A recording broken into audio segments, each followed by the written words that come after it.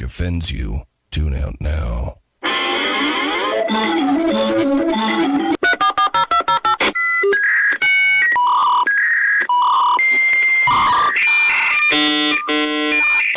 Uh-oh, guess what day it is? Guess what day it is? Huh? Anybody? Julie, hey, guess what day it is? Oh, come on, I know you can hear me. Mike. What day is it, Mike? Mamo, you magnificent bastard, I read your book. I drink your milkshake. How dare you? I call that bold talk for a one-eyed fat man. Fill your hand, you son of a bitch. Captain. Captain. Captain. Captain. Captain. Captain. Captain. Captain. Captain. Captain. Captain. Captain. Captain. Captain. Captain. Captain. Captain. Captain. No, not yet. Don't pass out on me yet. Of course you realize this means war. Freedom is never more than one generation away from extinction. We didn't pass it on to our children in the bloodstream. The only way they can inherit the freedom we have known is if we fight for it, protect it, defend it, and then hand it to them with the well-taught lessons of how they in their lifetime must do the same. And if you and I don't do this, then you and I may well spend our sunset years telling our children and our children's children what it once was like in America when men were free. I have come here to chew bubblegum and kick ass. And I'm all out of bubblegum.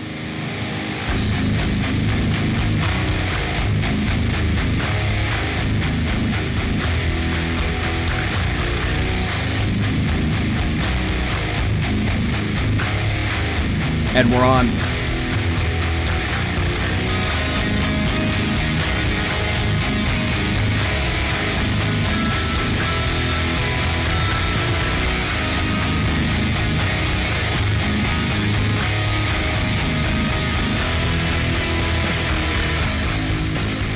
Ladies and gentlemen, boys and girls, children of all ages, welcome to BZ's Berserk Bobcat Saloon radio show, where I am broadcasting behind enemy lines in occupied California, always spelled with a K, a mere 2 miles east of the locus of evil on the entire left coast, the Bill Mill, the belly of the beast, the Capitol building in downtown Sacramento at 10th and L Streets, where late at night you can hear the death of common sense.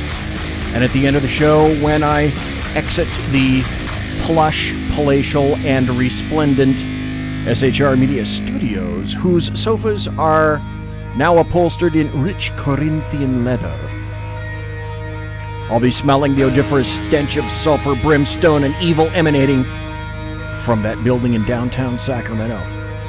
Now, be forewarned, as I customarily say, what you're about to hear for the next 2 hours consists of my opinion only. However, because of the fear porn that has gripped this nation, the saloon isn't open. I think next Tuesday. But I'm still serving stiff drinks, facts, history, logic, rationality, proportion, context, tradition, intent, and common sense out the back door.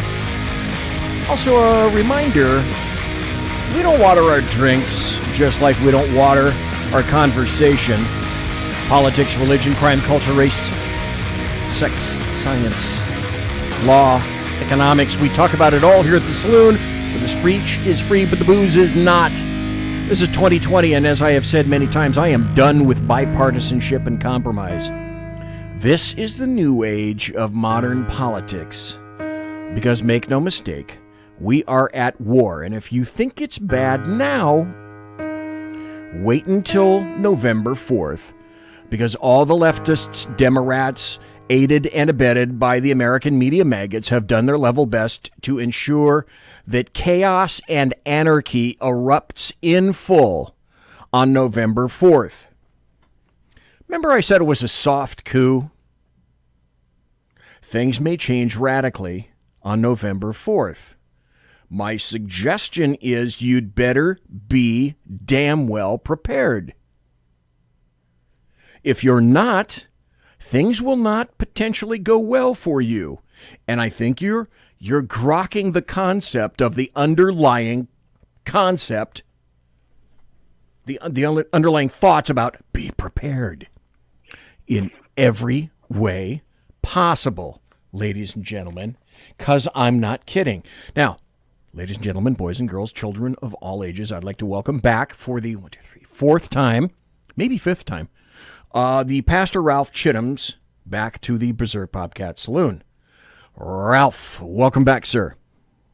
Good evening. It's always a pleasure to hang out in the saloon. I love it. It is always a pleasure. Now,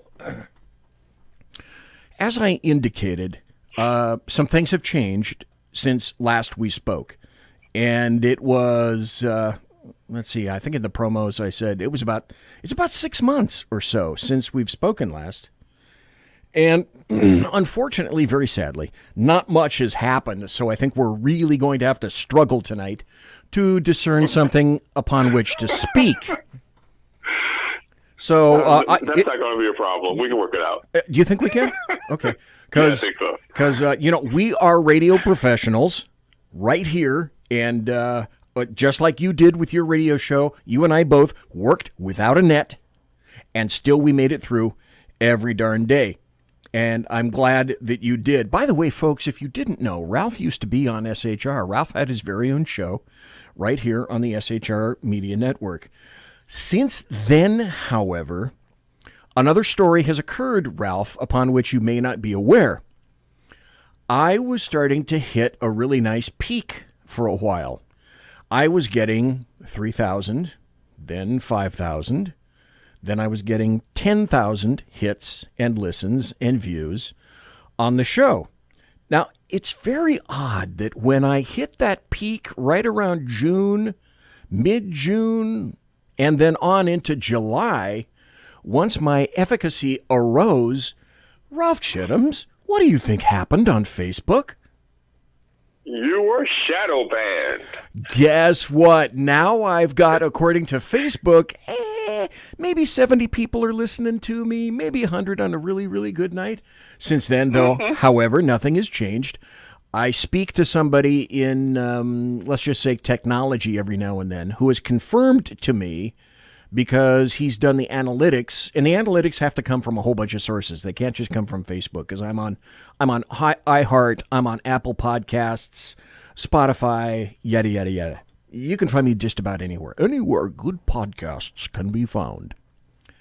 So he has consistently said, you know what, it's not like you're not getting out there, and it's not like people aren't hearing you, but you're not allowed to see, particularly by Facebook, what your real net results are.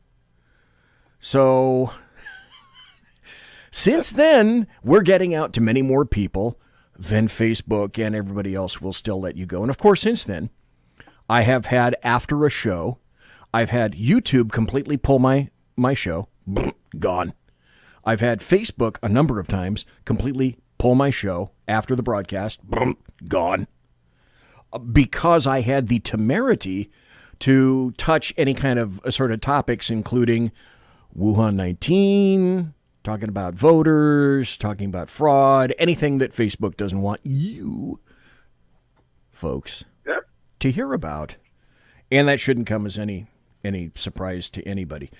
Before we start, Ralph Chittams, would you please and kindly tell people a little bit, because since then, there are a lot of new people who may not be familiar with you. So can you give people a little background into who you are and what you do, please?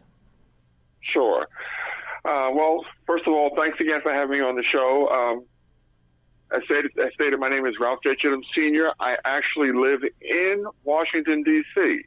I do not live in Maryland. I do not live in Virginia. I am actually a swamp dweller with a zip code in Washington, D.C. itself.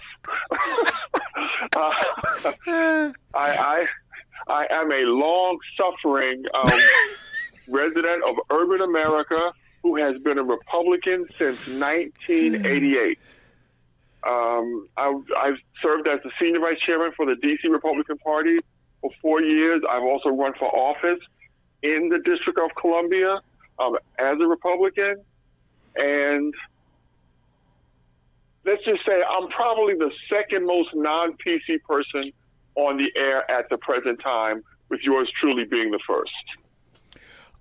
You used to have a show. Do you are you back on the air in some fashion, and or do you go and visit other people's shows occasionally?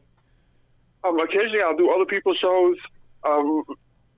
Right now, I just don't have the time to actually do a show. What I do for a living is I'm actually, I am an ordained minister. So what I do to pay the bills, I actually am a religion teacher at a private school where I teach religion to 7th to 12th graders. Way so cool. That takes up, as you can imagine, a lot of my time. You're busy. God bless you for that, sir. So, but other than that, I still find time to stay involved and stay informed as far as politics. I do have I would say a significant social media presence. You can find me on Twitter at UrbRed, URBRED, and also on Facebook as Urban Red as well. And I do share my opinions quite frequently and straightforward. Yes, Ralph, you can be known for that.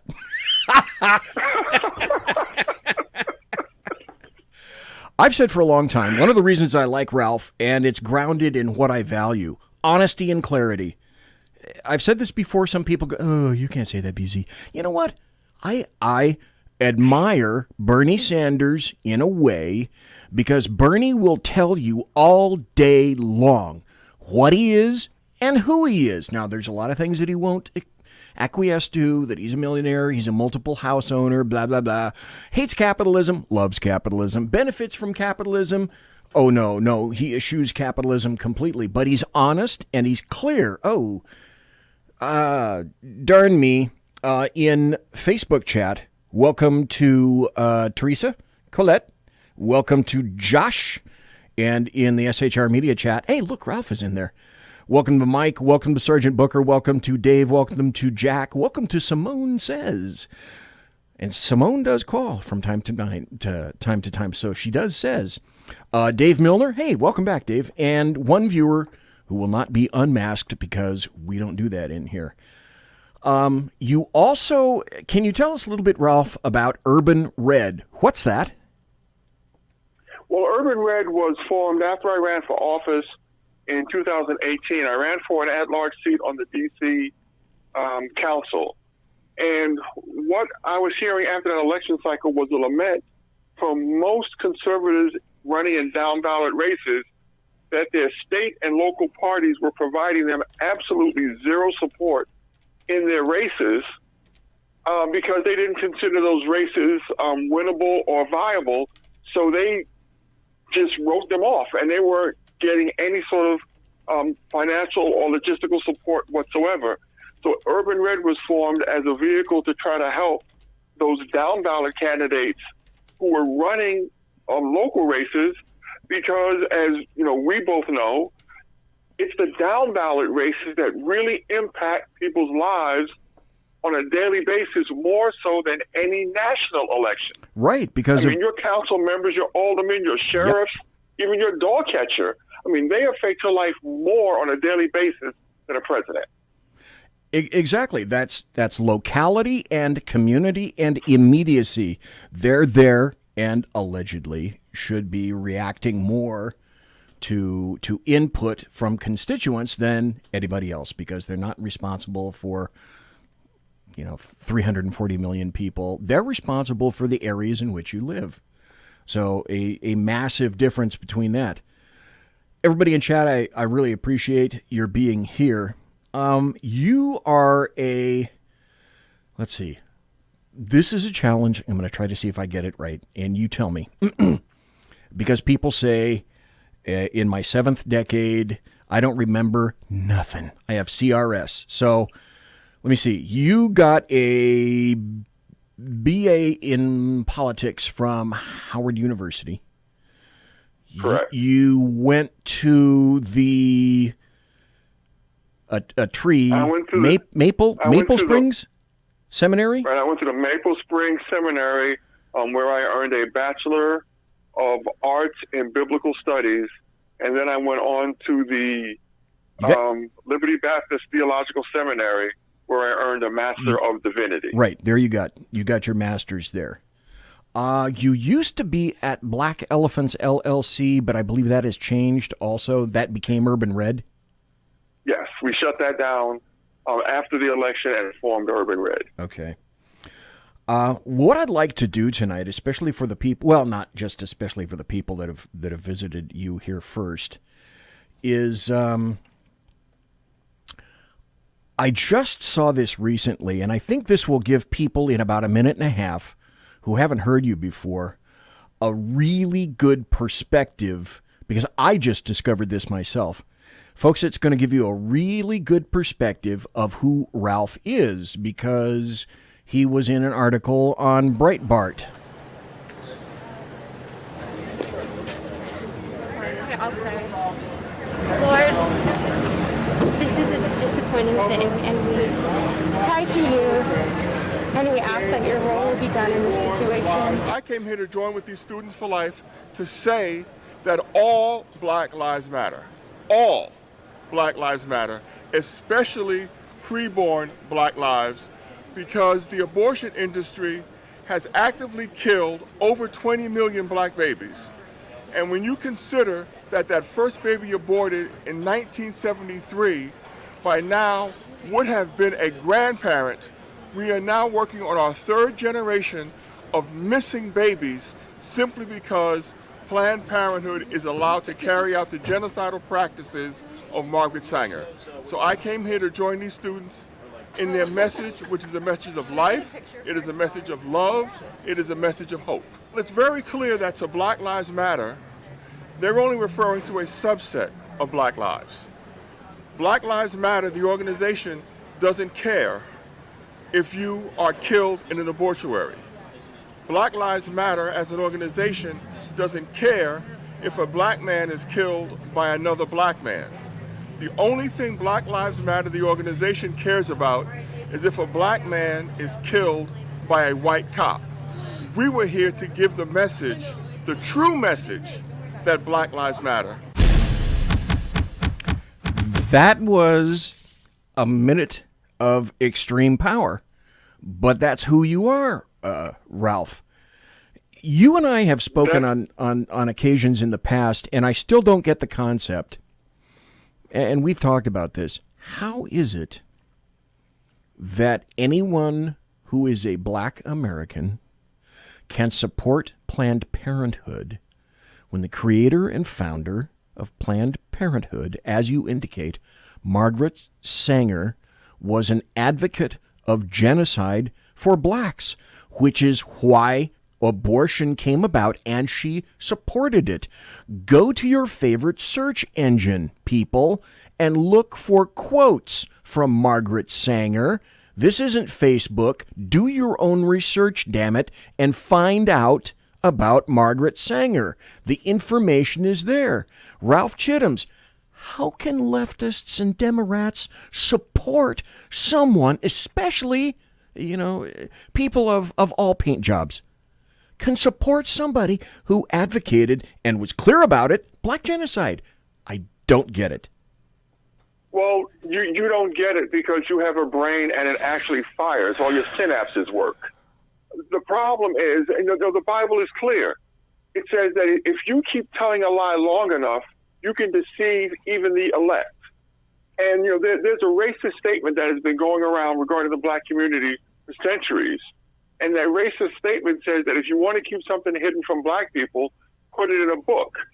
Well, unfortunately, in every racist statement, there's a kernel of truth, because all you have to do is do just a modicum of research, and the truth that Planned Parenthood started off being known as the Negro Project is there for everyone to read. So what has happened is, since the 1960s, the Black community has been the subject of what I consider to be the largest Pavlovian social experiment in the history of mankind. At one time they would have to show us racism and then ring the bell, and then black folks would respond emotionally. Well, with Pavlov and his dogs, it got to a point where he didn't have to show the dogs the food. All he would have to do is ring the bell, and the dogs would salivate. Well, what has happened inside the black community is they have taken that same psychological approach, and now they don't even have to show black America or African Americans real racism. All they have to do is say the words, and the community responds instinctively as opposed to intellectually. It's a sad state of affairs when you would hope that possible clear-thinking individuals would make the links, the mental links necessary to be able to tell when people are working either for or with you or working against you. But I think that also wraps up into the end of our tete-a-tete together tonight, when I will... What the hell? I just... Okay, I'll Bigfoot myself and ask the last question up front, Ralph, because I just did it to my own self. Why shouldn't I follow through with this? Let's go. I believe, and this is a fundamental question, I believe that in reality, not as a perception, but or a statement in terms of how people want things to be, but I believe in reality, President Trump will win a second term, and one of the greatest reasons that will occur will be due to Brexit, walk away, and people who are understanding that President Trump is not the enemy. President Trump, people have said President Trump is a black president. Yeah, wrong. President Trump, however, is working for everybody. Well, though the everybody also includes black America. That's a fact. The statistics in employment prove it. Joe Biden, Barack Obama had 8 years to consider or accomplish what President Trump has. And Joe Biden had 47 years in politics where he never had to write a check on the front of a check and make a payroll. All he did was sign the check on the back. That's all Biden has ever did in his past. And things didn't get better. No, of course not. I think one of the major reasons that Trump will win is because people of all paint jobs will see that President Trump is actually working for everybody and getting everybody, trying his darndest to get everybody ahead, including black Americans.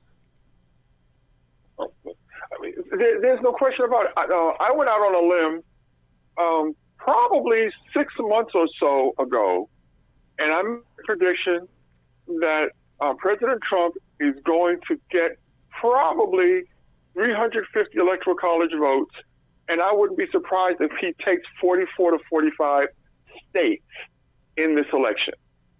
And if you look at what's going on in states like Florida, New Mexico, New Jersey, Arizona, you can see that there is a shift in the voter registrations and in the sentiment in those states in his favor.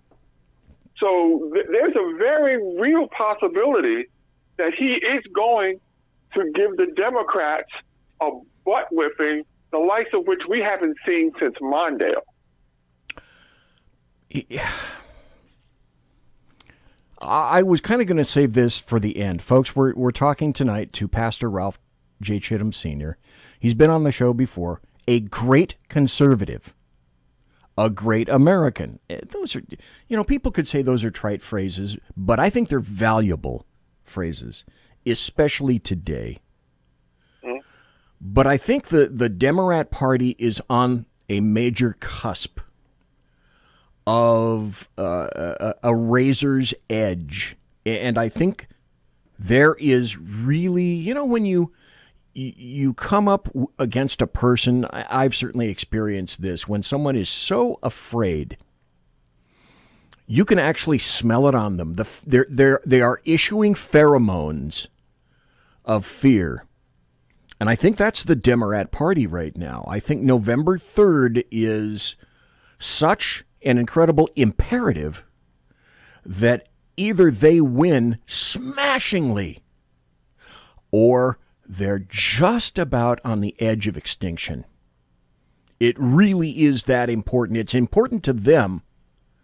But then I want to ask you, Ralph Chittams, after I make this statement, November 3rd is of a criticality, the likes of which this union has never experienced before, except perhaps in its creation. And that is to say that there are elements on the left and then in the Democrat Party and anarchists who want to see this nation essentially abolished, torn apart, ripped asunder, destroyed, set on fire, etc. And they're going to do it. You and I both know they're probably going to do it exactly, no matter, let's be clear, they're going to do it no matter who wins. But Ralph Chittams, is that the actual criticality that we're looking at right now in 2020? Oh, absolutely. This election in 2020, and honestly, I just thought about this analogy as I was preparing for your show. This election in 2020 is going to remind me of the 1972 gold medal basketball game between the United States and Russia. Now, for those of you who may not remember that game, the game concluded and the United States had won the game. Then the referees gave the Russians 2 additional chances to win the game. They reset the clock, they played again, the Russians lost. They reset the clock, they played again, and the Russians won.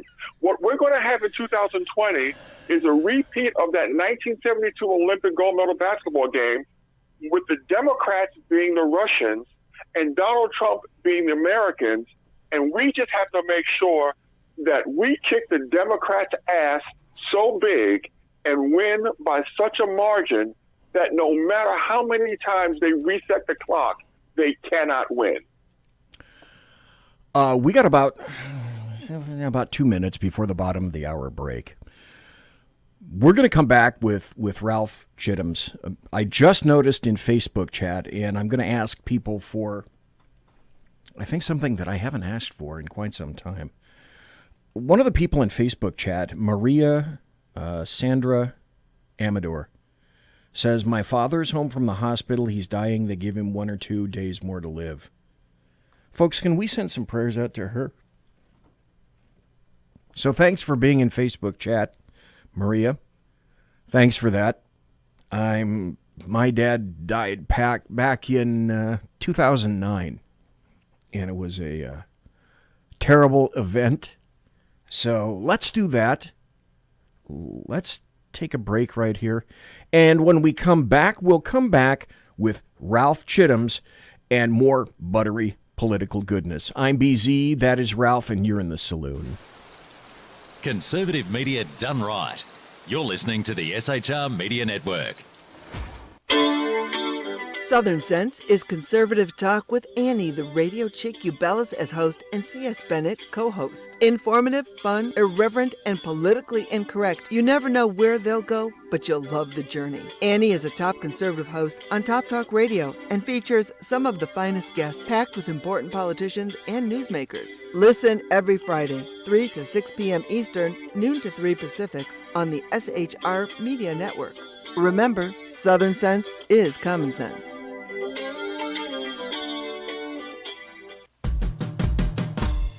It's your business diva here, Melanie Collette. I am inviting you to a front row seat as I discuss some of the most intriguing details of wealth and finance with today's movers and shakers in the world of business. Listen in and discover financial truths on a global, domestic, and household scale. Uncover topics that will impact your wallet today and in the future. Money Talk with Melanie airs Monday through Friday, 5 p.m. East, 2 p.m. West, right here on SHR Media and High Plains Pundit Talk Radio. You can't afford to miss it.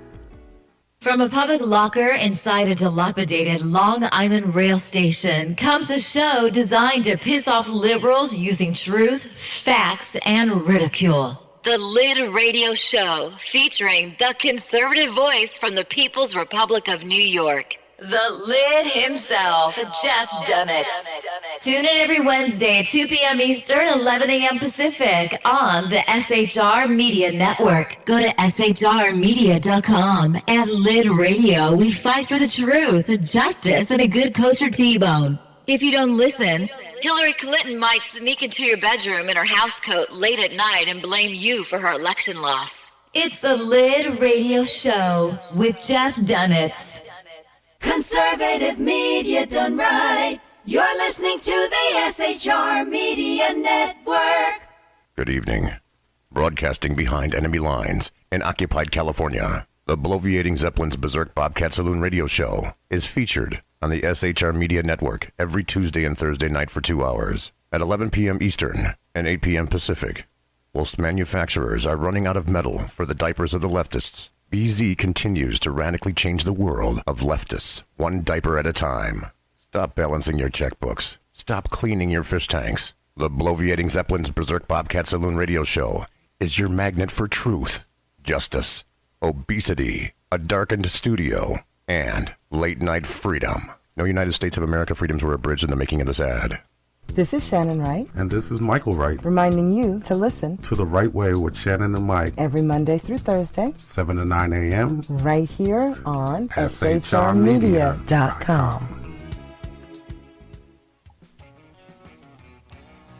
Join me, Jack Alexander, for the Jack Alexander Experiment podcast, as I take a unique outsider's look at the issues affecting the USA. I fearlessly take on the issues that everyone else is too scared to touch. The Jack Alexander Experiment podcast is available wherever good podcasts can be found, like Spreaker, iHeartRadio, and Google Podcast. The Jack Alexander Experiment, because it's not a matter of left versus right, it's a matter of right versus wrong. After 6 years covering terror and corruption, the Unpleasant Blind Guy is making a change. I'm Dave Milner.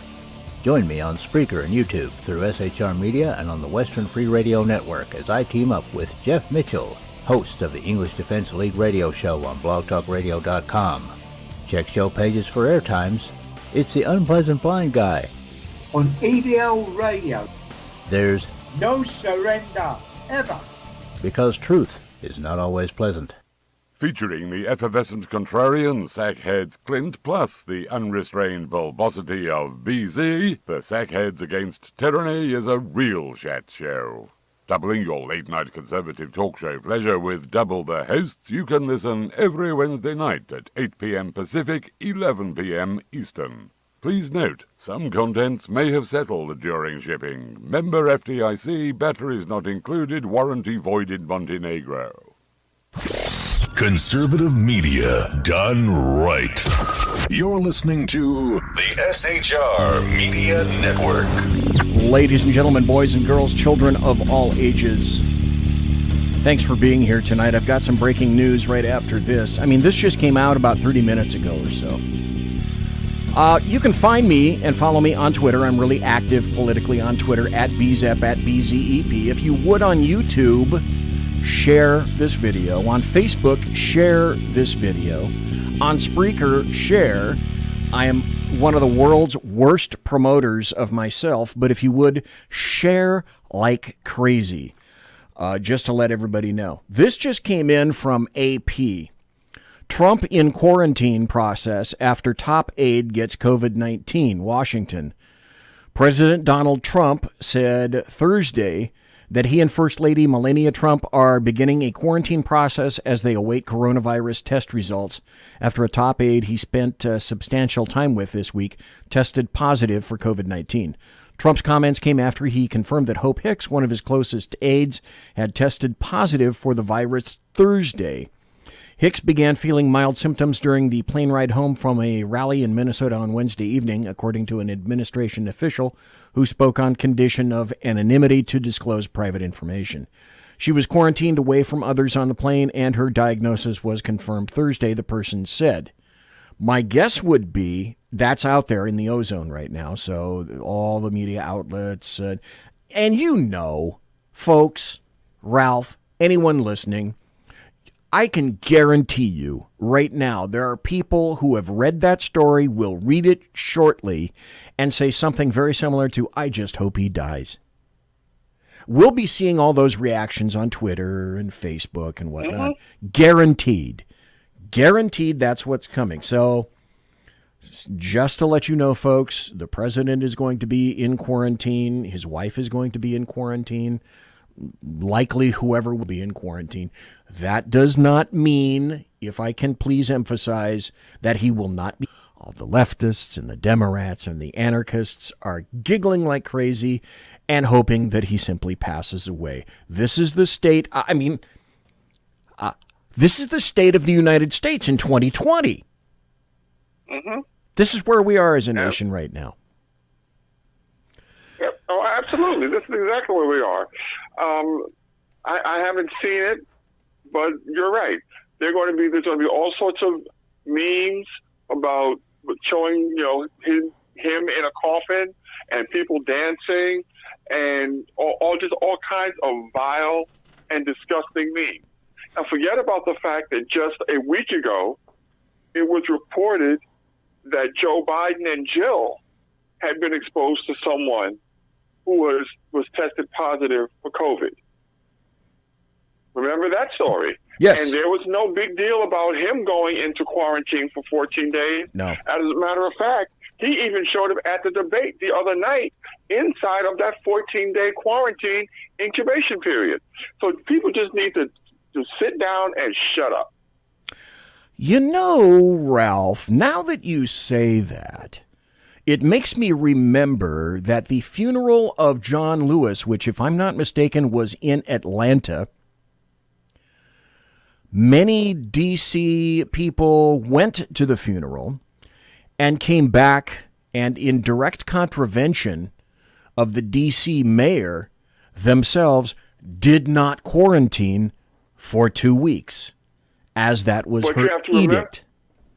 No, but you have to remember, she created a special exemption carve-out that if anybody was traveling on official business, then the quarantine period did not apply to them, and attendance at John Lewis's funeral was considered critical and important and necessary travel. Therefore, the COVID restrictions did not apply. You can't. What kind of BS is that? Luckily, see, here's the thing that a lot of people unfortunately don't recognize, and you folks, you should. The Wuhan 19 is much more intelligent than you ever suspected. It knows just who to target. It knows who's been bad, and it knows who's been good, for goodness sake. It's like Santa Claus. Yeah, exactly. And it, if you're bad, or if you're a conservative, it will get you. If you're protesting, King's X, you're okay. Yeah. There's no logic in any of these COVID protocols that we've seen from people like Cuomo and de Blasio and your idiot Newsom out in California and the mayor here in D.C. There's nothing logical about what they're doing. Everything that they're doing is purely political. And it's all related to this election in November, because they want to create that, as I said earlier, that 1972 basketball scenario where they're going to keep coming back and finding more ballots days after the election, weeks after the election, and keep replaying the election over and over and over and over again until they figure out a way to cheat and win. That's why we have to make sure that we turn out every Trump supporter across the nation and make sure that his victory is so compelling and so dominating that even when they go through their machinations, there's still no way they can steal this election. That's what's going to have to be done. I think that's clear. Hugh Hewitt, about, I think at least 10 years ago, wrote a book, If It's Not Close, They Can't Cheat. And it's true. The preparations by way of attorneys, doing war gaming, et cetera, is the Democrats and the ably abetted by the American media maggots. They wish it's a self-fulfilling prophecy. They're calling for anarchy. They have continued to call for anarchy. So the only result can be anarchy. Ralph Chittams, what I'd like to do from now on is discuss some articles. I've got 40 tabs up here of potential stuff to talk about. And we'll never get to them. I never do. I never get to half of the questions when I get really good people on the show to talk about, and I don't get to a fraction of the stuff that I want to talk about.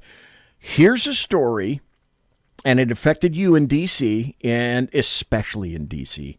This is how I want to hear your input, because you were there. You're there now. This article came out and was roundly ignored. When is this from?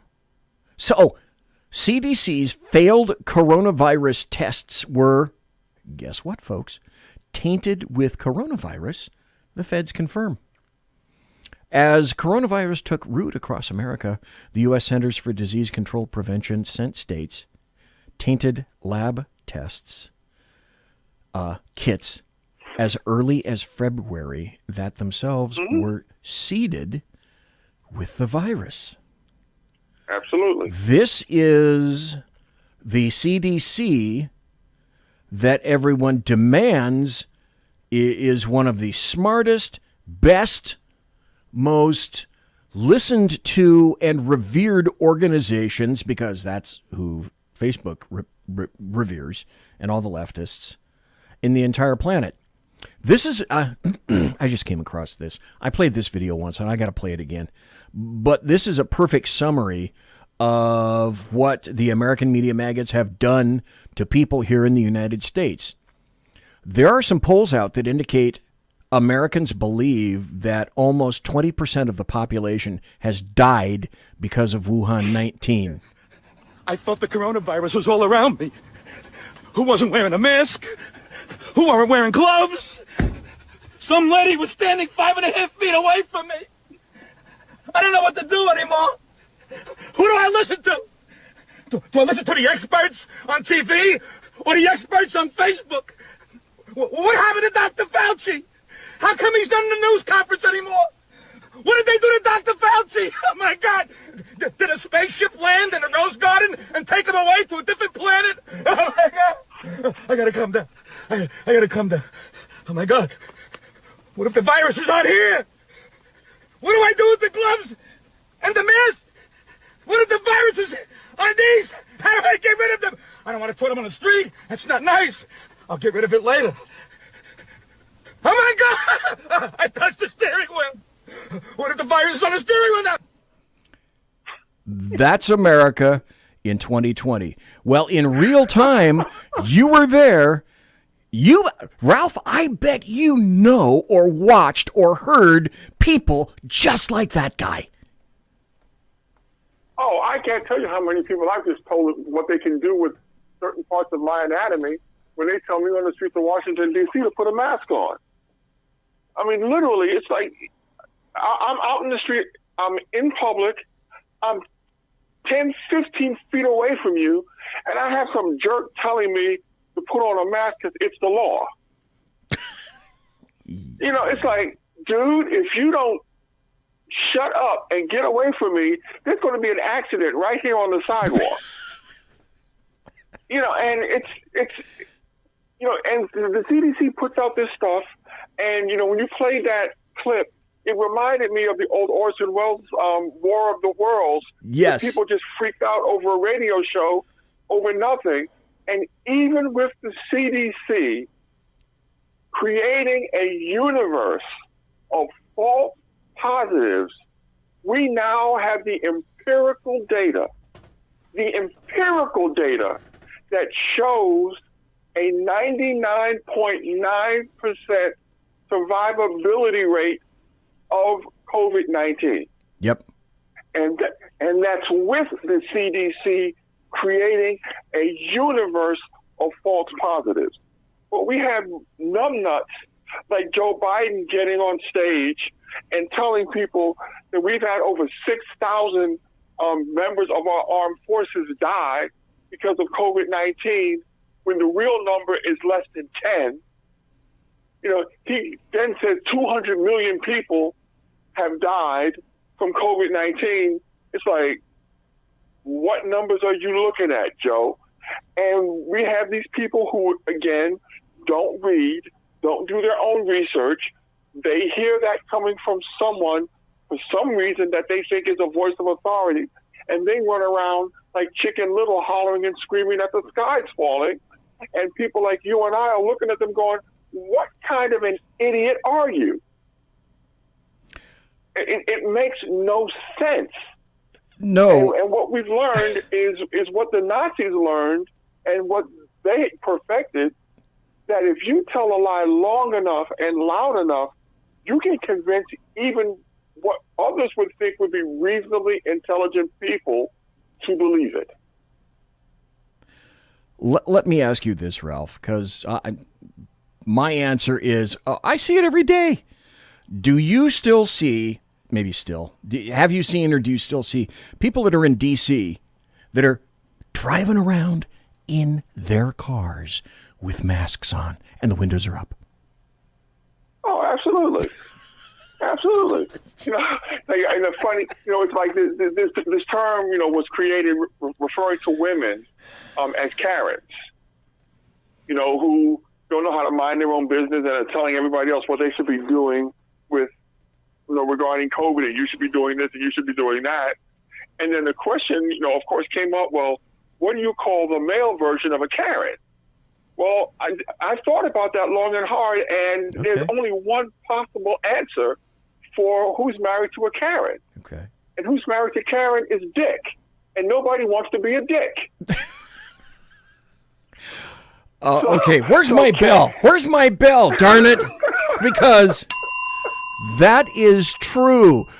Don't be a dick, folks. Don't be a dick. Here is... It's just that simple. It is that simple. You and I both know that Governor Cuomo mandated that nursing homes in the state of New York accept patients, hot patients with COVID-19, into facilities where many people in a number of rooms are packed together like herring in a population that is the weakest ever in the entire nation, staffed by people that are the least trained to handle this kind of thing and are least equipped to handle that. And then this is what we get recently from Andrew Cuomo. And we never needed nursing home beds because we always had hospital beds. So it just never happened in New York where we needed to say to a nursing home, we need you to take this person even though they're COVID positive. It never happened. We had extra beds. We had extra beds at Javits. We had extra beds at emergency hospitals that we put up all across the state. This is a Democrat lying to your face and expecting that you are stupid enough that you're going to believe him just because he says it. But this is the state in 2020. I'm sorry, Ralph, I covered you. Go ahead. They will believe it. No, they will believe it. The USS Comfort was docked on the Hudson River in New York City. The USS Mercy was docked off the coast of Los Angeles.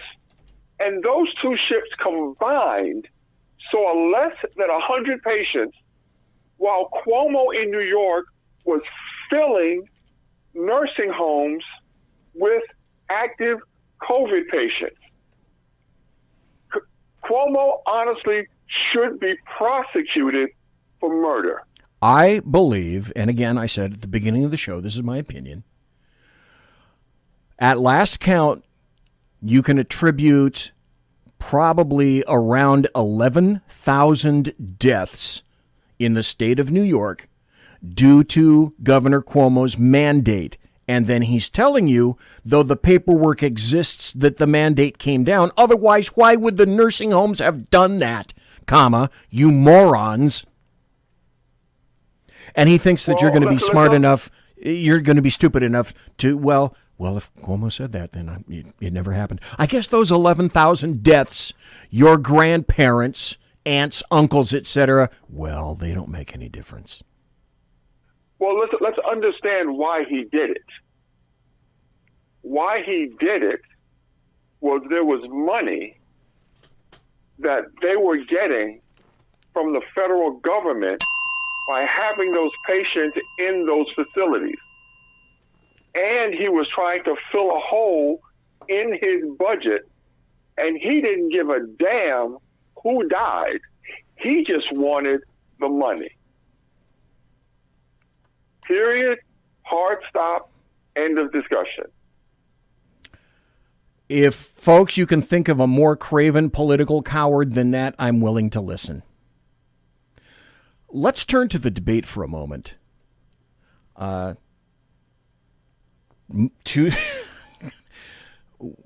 Where do I start with this? Well,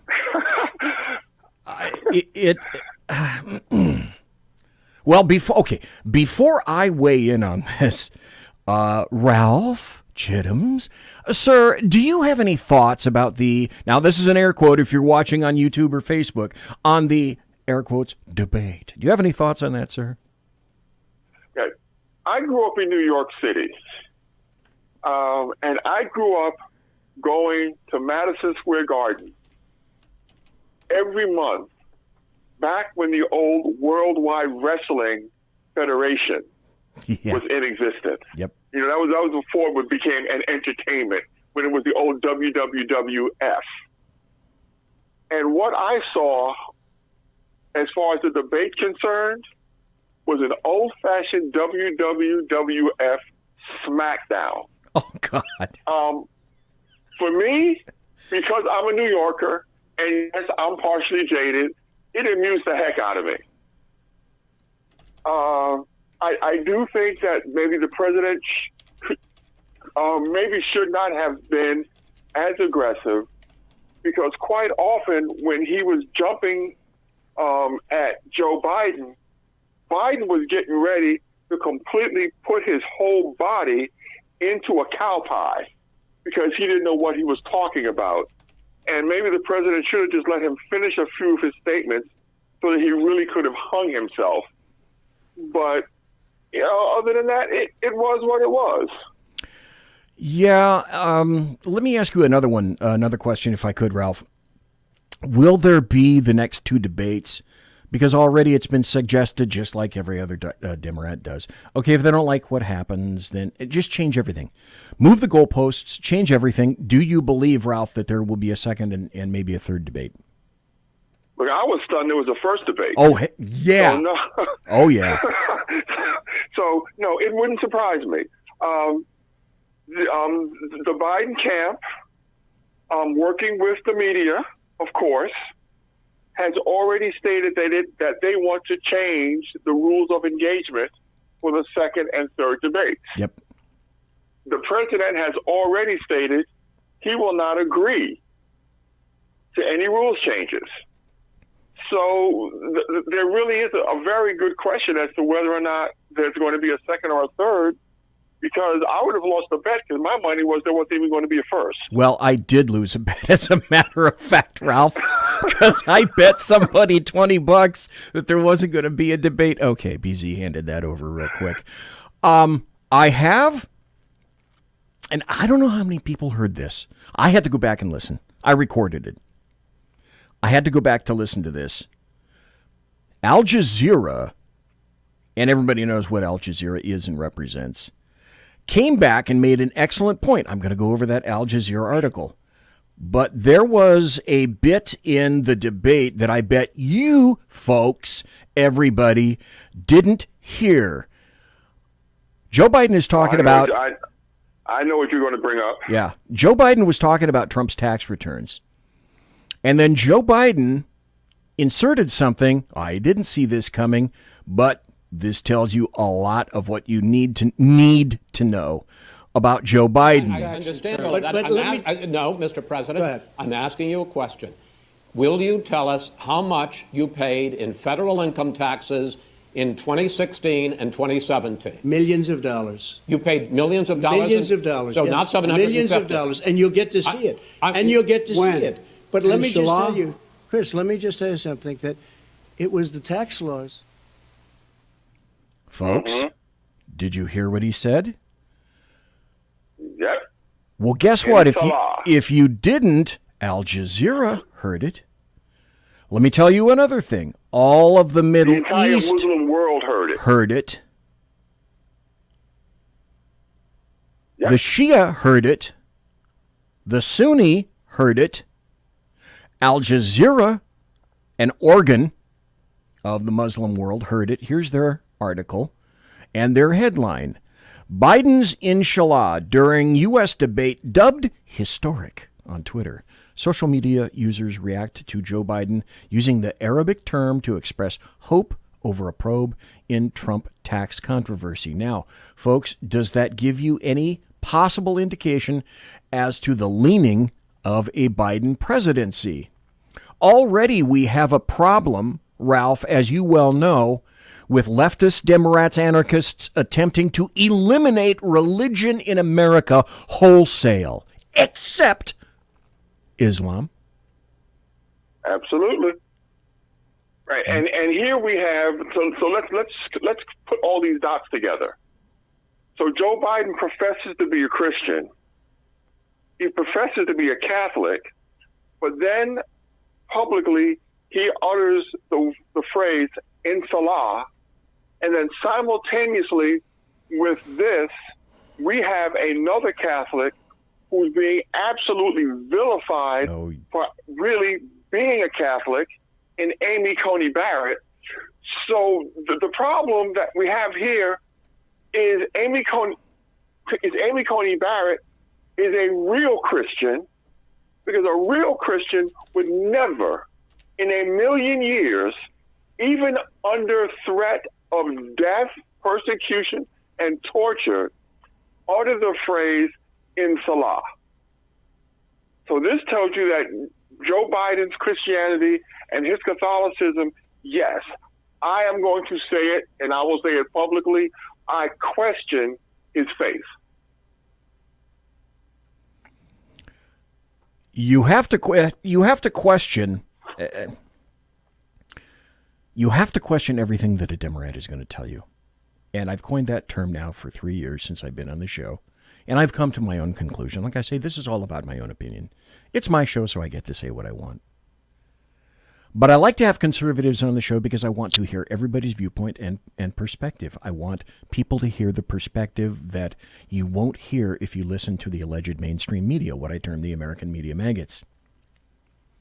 When we come back, we're pushing up. Oh, I'm sorry. Let me stop right here. Put on the brakes.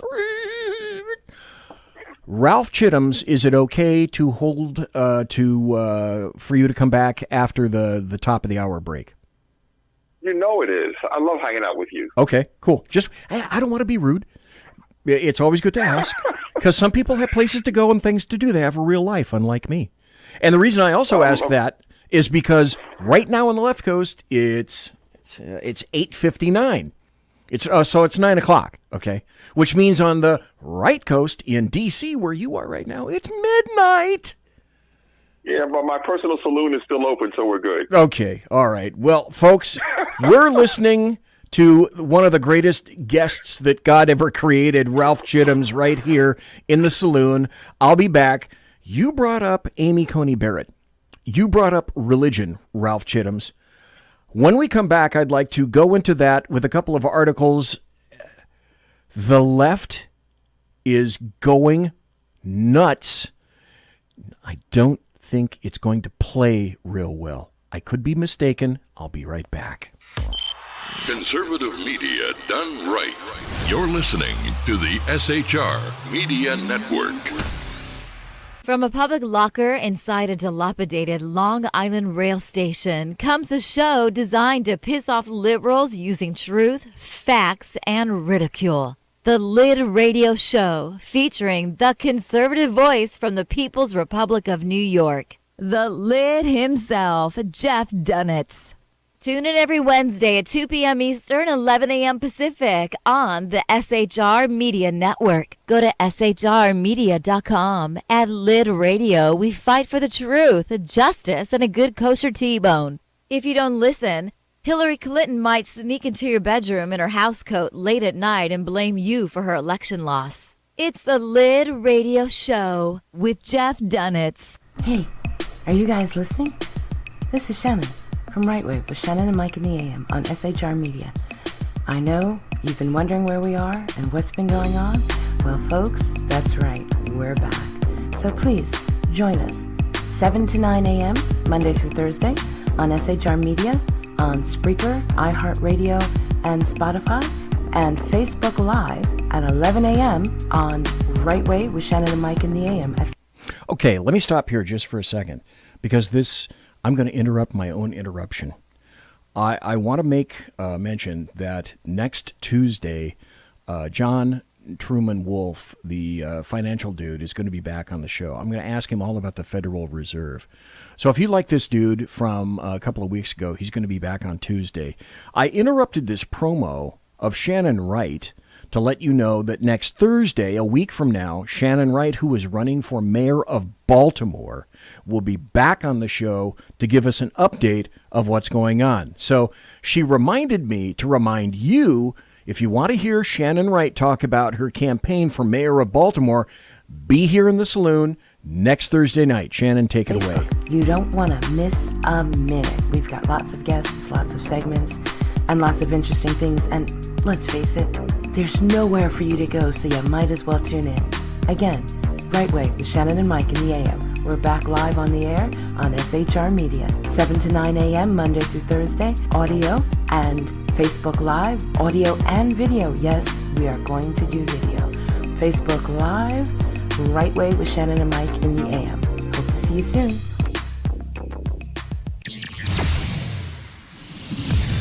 Broadcasting behind enemy lines in occupied California, a mere 2 miles from the state capital, the bloviating Zeppelin's Berserk Bobcat Saloon radio show can be heard every Tuesday and Thursday night at 8 p.m. Pacific and 11 p.m. Eastern, only on the SHR Media Network. Go to shrmedia.com to listen. You can also watch on the SHR Media Facebook page and the SHR Media YouTube channel. No goldfish were abused in the making of this ad.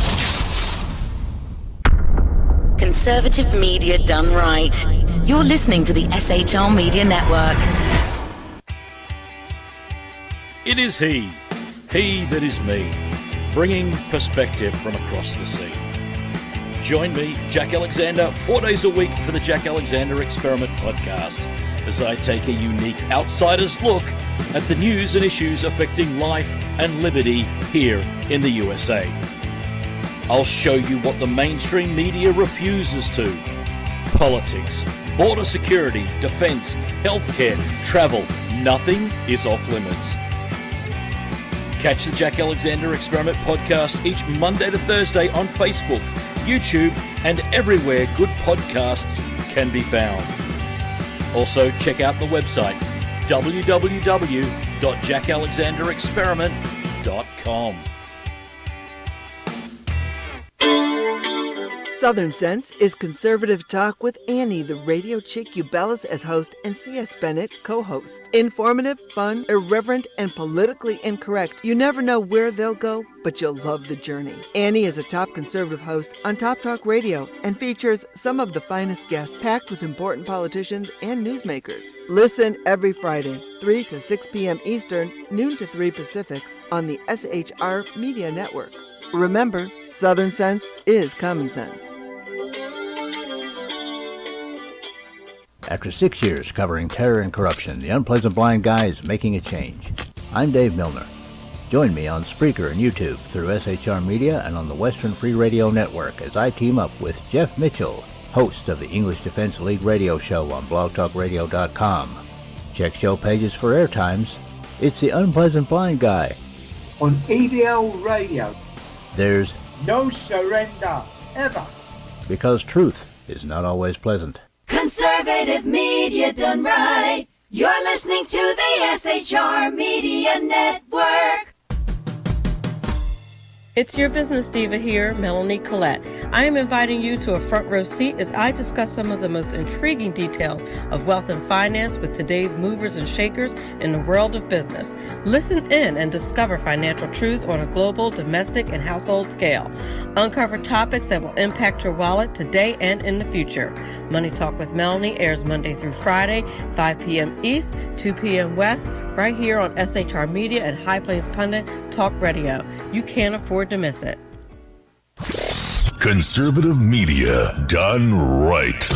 You're listening to the SHR Media Network. And we're back. I'm back. He's back. He, she, and it are back. We're back. The first hour of BZ's Berserk Bobcat Saloon done. Gone. In the tank. Bada bing, bada boom. So, tonight we're talking, and we have the gracious honor of being blessed to be able to speak to Ralph CHITTAMS tonight. And he's been nice enough to say that he'll continue over into the second hour, so I greatly appreciate that, despite the fact that there's a 3-hour time difference. And this show wraps up at 10 o'clock here on the left coast. That means it's only 1 a.m. in D.C. So, Ralph, again, thanks for being here. I came across this bit. We're going to get to Amy Coney Barrett in a little bit. I came across this bit where Don Lemon made a couple of statements on CNN. And even, this is so weird to say, this is how cracked things are. Even Chris Cuomo appeared to take Don Lemon to task for being as loony as he really is, because Don Lemon. What happens? Everybody sticks. We're going to have to blow up the entire system. And you know what we're going to have to do? No, I don't know. You know what we're going to? Yes, Yeah. we have to do. You just got to vote. Honestly, from what your closing argument is, you're going to have to get rid of the Electoral College, because the people. I don't see it.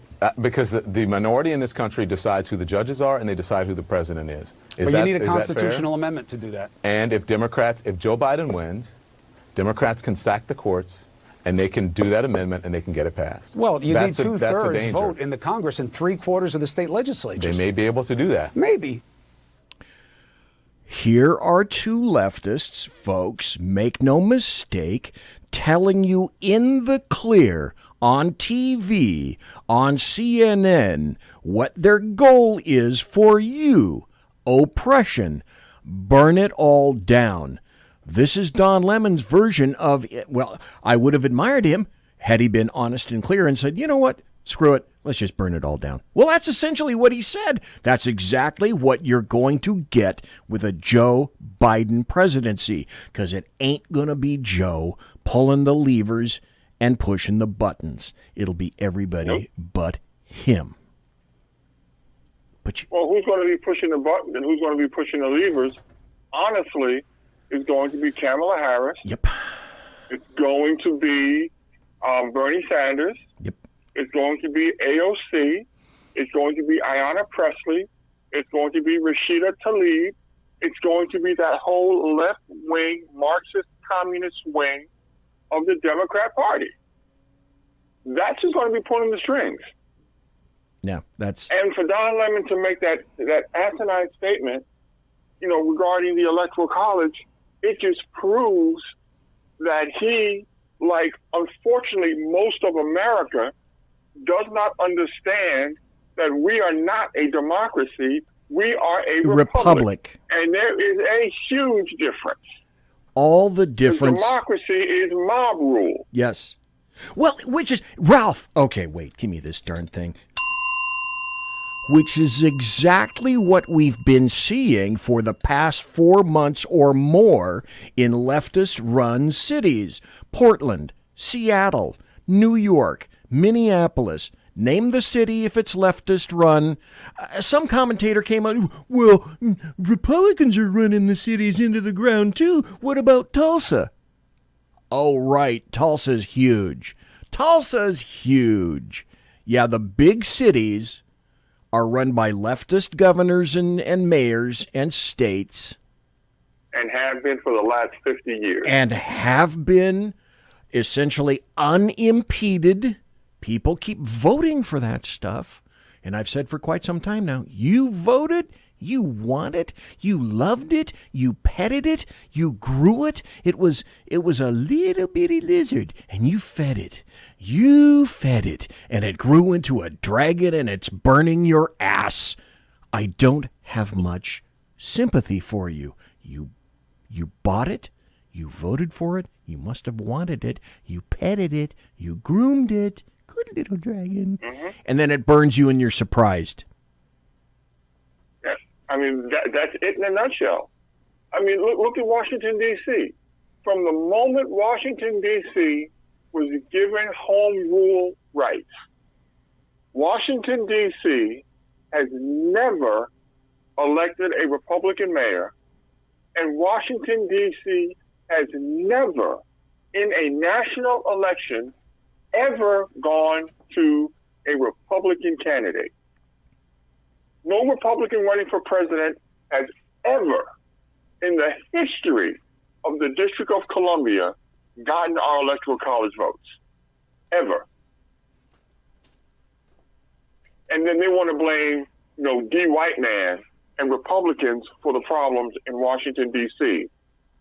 When Washington, D.C. has been ruled locally by Democrats, and all the mayors of Washington, D.C.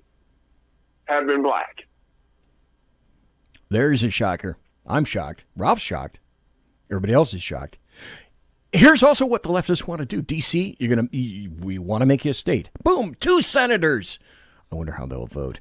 Guam, we want to make you a state. Boom, 2 senators. I wonder how you're going to vote. They have two or three more territories that leftists want to be made states because they're going to get the 2 senators out of those immediately. Stack the court. Don Lemon said it up front. Speaking of the court, God, this is a smooth transition. You want to know who Amy Coney Barrett is? This is a constitutionalist who, darn her, said, I love the United States and I love the United States Constitution, as opposed to the recently passed Ruth Bader Ginsburg, who told Egypt in 2012 that if you're building a constitution, I do not recommend that of the United States of America. Well, and even better, Barrett is an originalist. And that too. Yes. Yeah, so, I love her. Thank you very much, Mr. President. I am deeply honored by the confidence that you have placed in me. And I am so grateful to you and the First Lady, to the Vice President and the Second Lady, and to so many others here for your kindness on this rather overwhelming occasion. I fully understand that this is a momentous decision for a president. And if the Senate does me the honor of confirming me, I pledge to discharge the responsibilities of this job to the very best of my ability. I love the United States, and I love the United States Constitution. She's dead right there. That's what everybody that's a Democrat and a leftist didn't want to hear. That has killed her right there. And then, of course, everyone said in the left that it's the Handmaid's Tale all over again. Oh, don't even. It's the Handmaid's Tale, Ralph. All over again. It's the Stepford Wives, Ralph. You wind them up and let them go. And they don't think for their own. Oh, no. They're told what to do. They come pre-programmed from the factory. Even Vox said the false link between Amy Coney Barrett and The Handmaid's Tale. That was even too over the top for Fox. For Vox, I should say. Here's the potential timeline. Now, she's already done this. It's December 1st, still on the left coast. It's December 2nd, where you are on the right coast. Amy Coney Barrett already met with senators on September 29th.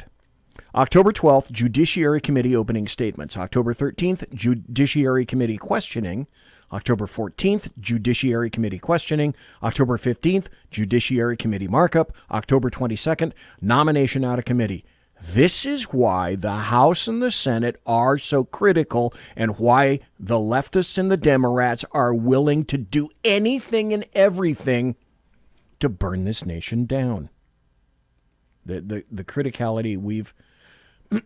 This is how bad it's gotten. Yeah. Amy Coney Barrett... I'm sorry, Ralph, go ahead. No, and that's why Joe Biden refuses to answer the question about killing the filibuster and in the court, because that's exactly what Democrats are going to do at their first opportunity. If by some miracle, or rather demonic possession, Biden were to win this election and the Democrats were to take the Senate, even if Coney Barrett was confirmed to the Supreme Court in November or December, I guarantee you that they would increase the number of Supreme Court justices in that first term to at least 13. I would.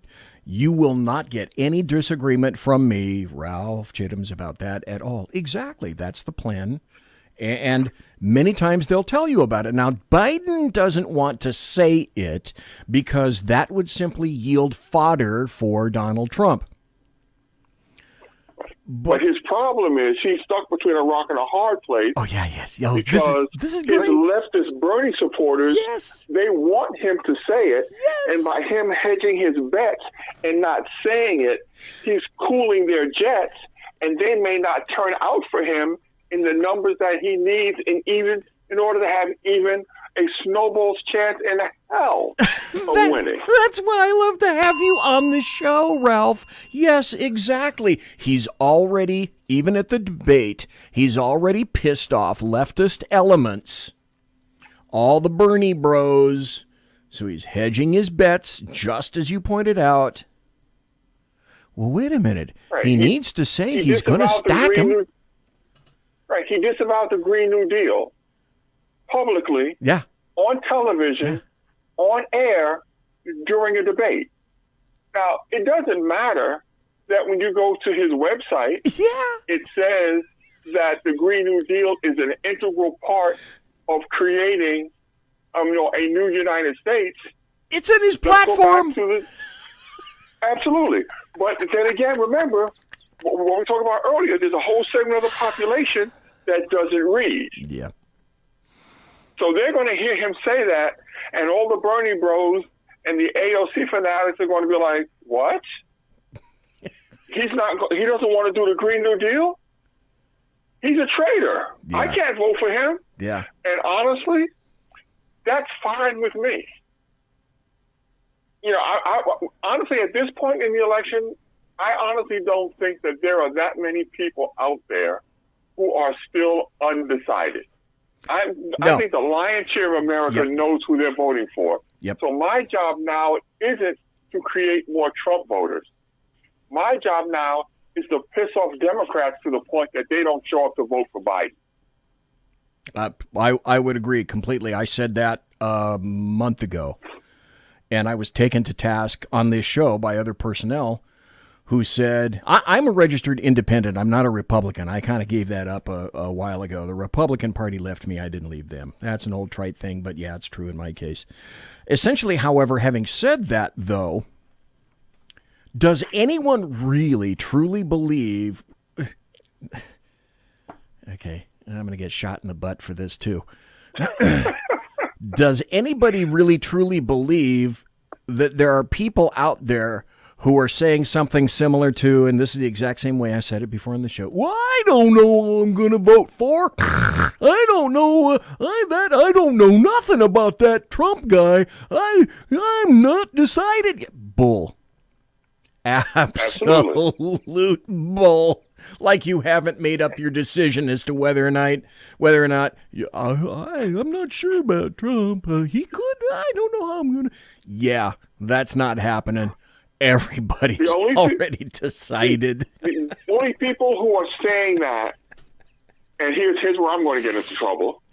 The only people who are claiming that they don't know who they are going to vote for are people who claim to be Christians, who know they're going to vote for a baby killer in Joe Biden, and they're trying to hedge their bets so that they don't have to publicly admit that they are violating their own religious beliefs and voting for someone with a history of bigotry and who advocates the killing of babies. Those are the only people out here who are playing this I don't know who I'm going to vote for game, are these wishy-washy Christians who refuse to take a stand because they try to act like Christians on Sunday, but they want to back somebody who they know they shouldn't vote for. Ralph Chittams, folks, we're talking to Ralph Chittams, Pastor Ralph Chittams, who's been on the show numerous times, lives in Washington, D.C., a great American, a great conservative. And one of the reasons I love to talk to him is because he is honest and he is clear, and I greatly value that in an individual. He has principles. He is a religious man, darn him for that, like Amy Coney Barrett. You opened the door right now, Ralph, that I wanted to open with you on prior shows, but since you've done it now, let's address this maybe for the next couple of minutes until the bottom of the hour. And that's this. What I've wanted to speak to you about, Ralph Chittams, is the fact that there are people who say that they are religious, yet apparently don't have a problem voting, and are, I should also say, they are great advocates of any number of Democrats and left-leaning ideologies. And I still find that troubling because how can you envelop a philosophy like the Democrats or the various anarchists that they support philosophically and fiscally as well? If you're a religious individual, how do you reconcile that? How do you go into a house of worship and reconcile voting for someone that you very full know well? Most of them are advocating for abortion up to the last day and up to and including birth and following birth. How do you reconcile that crap in your mind, people? Well, how you reconcile that is, I have a friend who's known as the unhyphenated American. And how people do that is they are hyphenated. And what I mean when they're hyphenated, it means that anytime you put a qualifier in front of something, it means that whatever follows is secondary to whatever precedes. So you have people who say, I am a black Christian. Okay, well, that means your melanin content is more important than your faith. And therefore, everything that you do is more geared towards your melanin content than your faith. And you can take that with any organization.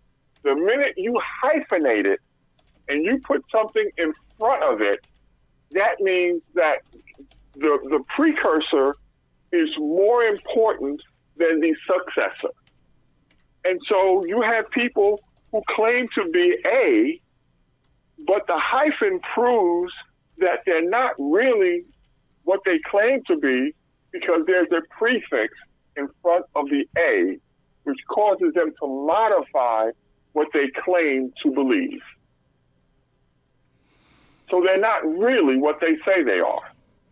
It's a smokescreen. It's a sham. It's a lie. It is a lie. It's absolutely an abject lie. Folks, if you want to talk to myself or Ralph, give us a call at 575-208-4481. The number is in the chat room. I just put it up at shrmedia.com. I'll say it slower this time. 575-208-4481. And you can talk to myself and or Ralph. So it's 575-208-4481. Give us a call. We've got in Amy Coney Barrett, this is how low things are in this nation at this point. We have someone who you know is an inherently good person, a family person, who is excoriated on every level. Now, feminists, because I was around in the 60s, were stating that feminism was you can have it all. You can do it all. You want to be a mom, you can be a mom. You want to be in business, you can be in business. Then it transitioned over from Gloria Steinem into being a house mother. That's not important. Getting out only solely into business and making and taking care of yourself. That's the only thing that's important. Well, Amy Coney Barrett apparently has it all, just like the feminists said was desired in the 1960s and the 1970s.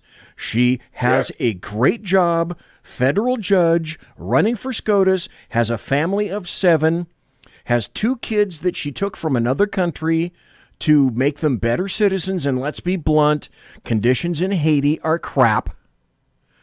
Brought them over here, and I'm sure it's because she hates Haitians. Yeah, I'm sure that's of it. That's it. She's raising these kids as her own, and she's the bad person for that. So the Democrats are launching a smear campaign on her adopted children. Amongst other things. And the fact that, well, wait a minute, if you're working, that means you don't have time at home with your kids. Wait, I thought she could have it all. Isn't that insane? This is, Ralph, don't you wake up sometimes in the morning and you go, this is an alternate reality? I'm not sure. I put up a Facebook post a few days ago saying, you know what, sometimes I really wish I could go back in time and never get involved in politics, because this is crazy. It's like you wake up and you go, well, let's see, it's 7 o'clock in the morning. What planet is this? Oh, it must be Zephron, because it sure isn't Earth. No. Right. And then you have people questioning whether or not she stole the children from Haiti and all of the rest of this nonsense, calling her a colonizer and all this other foolishness, and not one person ever anywhere in the history of media in this country in the last 10 years has said anything about Charlize Theron taking 2 black boys and turning them into girls. Oh God, that's a door. No one has said anything about that, but they're going to attack this Christian woman, this Catholic woman, for adopting 2 children. Yes, I am going to say it, out of a shithole country. Exactly. And bringing them here to the United States and giving them a better life. And they're going to attack her as a colonizer, as a colonialist, as a racist. And they aren't saying anything about Angelina Jolie and Brad Pitt, who are running around the world picking up children like they were in Kmart. And again, Charlize Theron, who takes these 2 boys and turns them into girls. What is the likelihood, the statistical likelihood, that Charlize Theron is going to adopt 2 boys who both want to be transsexuals? And as statistics prove, later in life, folks who tend to move in those circles have also a greater chance statistically of suicide. Great way to set them up for failure, Charlize. Really appreciate that. When we come back, I have quotes from Democrats about how terrible Amy Coney Barrett is. We're talking to Ralph Chittams. I'm BZ. We'll be right back after this. Conservative media done right. You're listening to the SHR Media Network. From a public locker inside a dilapidated Long Island rail station comes a show designed to piss off liberals using truth, facts, and ridicule. The Lid Radio Show, featuring the conservative voice from the People's Republic of New York, the Lid himself, Jeff Dunetz. Tune in every Wednesday at 2 p.m. Eastern, 11 a.m. Pacific on the SHR Media Network. Go to shrmedia.com. At Lid Radio, we fight for the truth, justice, and a good kosher T-bone. If you don't listen, Hillary Clinton might sneak into your bedroom in her housecoat late at night and blame you for her election loss. It's the Lid Radio Show with Jeff Dunetz. Hey, are you guys listening? This is Shannon from Right Way with Shannon and Mike in the AM on SHR Media. I know you've been wondering where we are and what's been going on. Well, folks, that's right. We're back. So please join us 7 to 9 a.m. Monday through Thursday on SHR Media, on Spreaker, iHeartRadio, and Spotify, and Facebook Live at 11 a.m. on Right Way with Shannon and Mike in the AM at Facebook. You don't want to miss a minute. We've got lots of guests, lots of segments, and lots of interesting things. And let's face it, there's nowhere for you to go, so you might as well tune in. Again, Right Way with Shannon and Mike in the AM. We're back live on the air on SHR Media, 7 to 9 a.m. Monday through Thursday, audio and Facebook Live, audio and video. Yes, we are going to do video. Facebook Live, Right Way with Shannon and Mike in the AM. Hope to see you soon.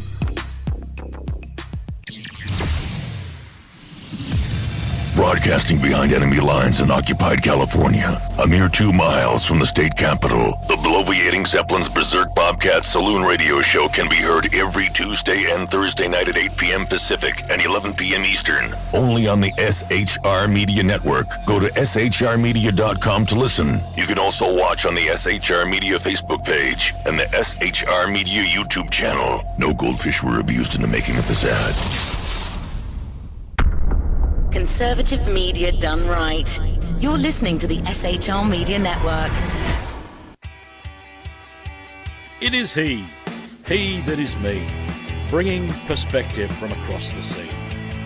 Join me, Jack Alexander, 4 days a week for the Jack Alexander Experiment podcast, as I take a unique outsider's look at the news and issues affecting life and liberty here in the USA.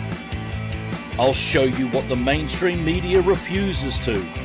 Politics, border security, defense, healthcare, travel, nothing is off limits.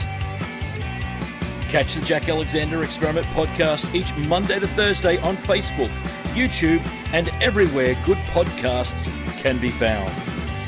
Also, check out the website www.jackalexanderexperiment.com. Southern Sense is conservative talk with Annie, the radio chick you bellows as host, and C.S. Bennett co-host. Informative, fun, irreverent, and politically incorrect. You never know where they'll go, but you'll love the journey. Annie is a top conservative host on Top Talk Radio and features some of the finest guests packed with important politicians and newsmakers. Listen every Friday, 3 to 6 p.m. Eastern, noon to 3 Pacific, on the SHR Media Network. Remember, Southern Sense is common sense. After 6 years covering terror and corruption, the Unpleasant Blind Guy is making a change. I'm Dave Milner. Join me on Spreaker and YouTube through SHR Media and on the Western Free Radio Network as I team up with Jeff Mitchell, host of the English Defense League radio show on blogtalkradio.com. Check show pages for airtimes.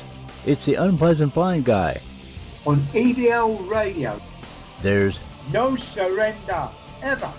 Because truth is not always pleasant. Conservative media done right. You're listening to the SHR Media Network.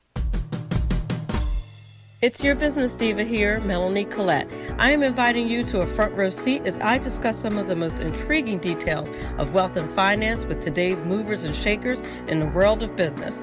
Listen in and discover financial truths on a global, domestic, and household scale. Uncover topics that will impact your wallet today and in the future.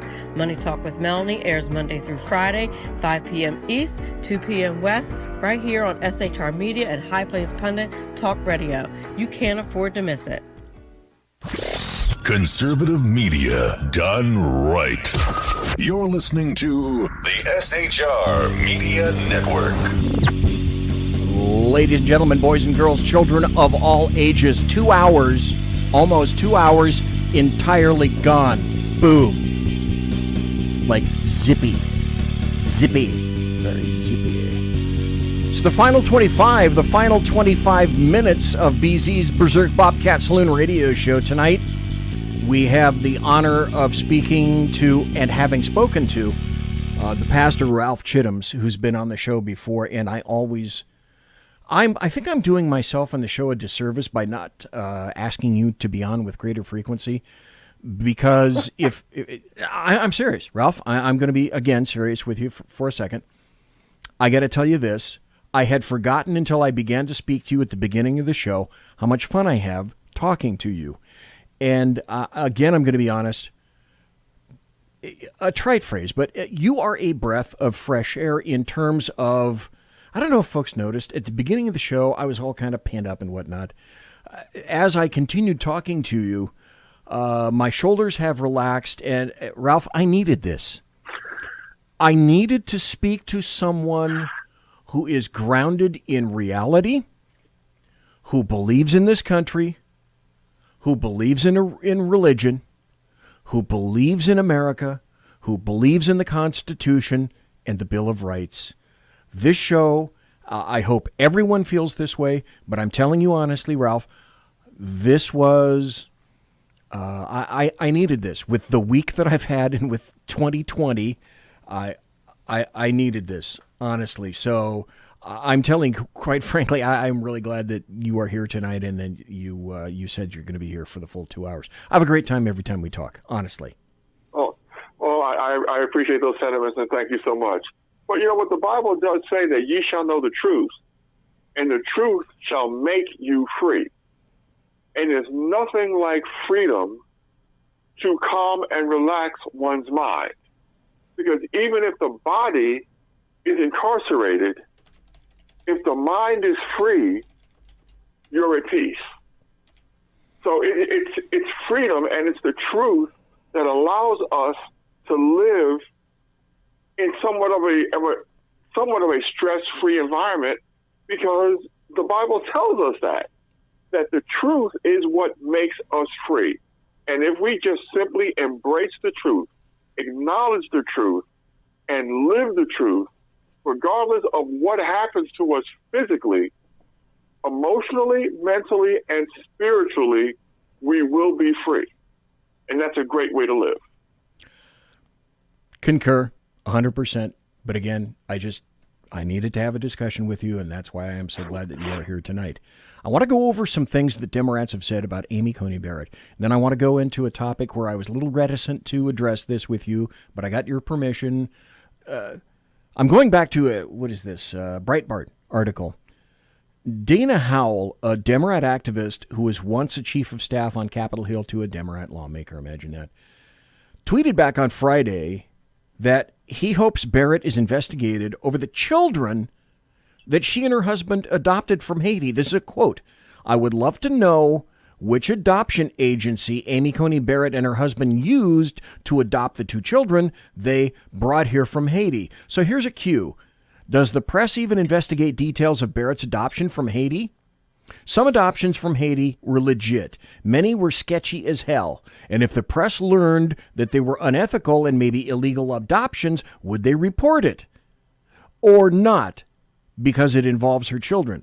Oh my God, Ralph, do you think the current regime of American media maggots today would hesitate for a microsecond to blast that out into the ozone if that's what they discovered?